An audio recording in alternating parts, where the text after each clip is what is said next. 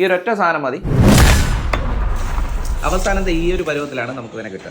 നല്ലതുപോലെ കഴുകി വൃത്തിയാക്കിയ ഫ്രഷ് മീറ്റിലേക്ക് ആവശ്യത്തിന് ഉപ്പും മഞ്ഞൾപ്പൊടിയും ചേർത്ത് ഇറച്ചിയുടെ 4-1 വരത്തക്ക വിധം ക്വാണ്ടിറ്റി കറിവേപ്പില മിക്സിയിൽ അടിച്ച് പൊടിയാക്കി ഈ പരുവത്തിലാക്കി കുക്കറിലെ ഇറച്ചിക്കൊപ്പം നല്ലതുപോലെ മിക്സ് ചെയ്യുക. 3 വിസിൽ കേൾക്കുന്നവരെ സിമ്മിലിട്ട് വേവിക്കുക. പോർക്ക് പെരട്ടിന് സ്പെഷ്യൽ ആയിട്ടുള്ള ഈ ഒരു റെസിപ്പി ഒരൊറ്റ തവണ ട്രൈ ചെയ്യുകയാണെങ്കിൽ ജീവിതത്തിൽ ഇന്ന് വരെ ഇത്രയും ടേസ്റ്റി ആയിട്ടുള്ള നോൺ വെജ് വിഭവം കഴിച്ചിട്ടില്ല എന്ന് തന്നെ നിങ്ങൾ പറയും. ഫസ്റ്റ് വിസിൽ മുതൽക്ക് തന്നെ അയൽവാസികളെ പോലും കൊതിപ്പിക്കും വിധം ഒരു അടാറ് മണം വരുന്നുണ്ടാകും. തീർന്നിട്ടില്ല, കൊതിയൊക്കെ അടക്കി പിടിച്ച് 10-15 മിനിറ്റോടെ വെയിറ്റ് ചെയ്ത് മതിയാവും. കുക്കറിന്റെ മൂടി തുറക്കാറാവുമ്പോൾ മറ്റൊരു പാത്രത്തിലേക്ക് 1 സ്പൂൺ വെളിച്ചെണ്ണ ഒഴിച്ച് ഒരു അല്പം കടുകും ആവശ്യത്തിന് മുഴുവൻ കറിവേപ്പിലയും ചേർത്ത് 2 മിനിറ്റ് ഇളക്കി കൊടുക്കുക. ശേഷം 4 സ്പൂൺ മുളക് പൊടി ചേർത്ത് മുളകിന്റെ പച്ചമണം മാറുന്നവരെ വരട്ടുക. അതിലേക്ക് കുക്കറിനുള്ളിലെ ഇറച്ചിയിട്ട് നല്ലതുപോലെ മിക്സ് ചെയ്യുക. 10 മുതൽ 15 മിനിറ്റ് വരെ സിമ്മിലിട്ട് അടച്ചു വെച്ച് വേവിക്കുക. അടി പിടിക്കാതിരിക്കാൻ ഇടയ്ക്കിടെ ഇളക്കി കൊടുക്കേണ്ടതുണ്ട്. ശേഷം എടുത്ത് സെർവ് ചെയ്യാവുന്നതാണ്.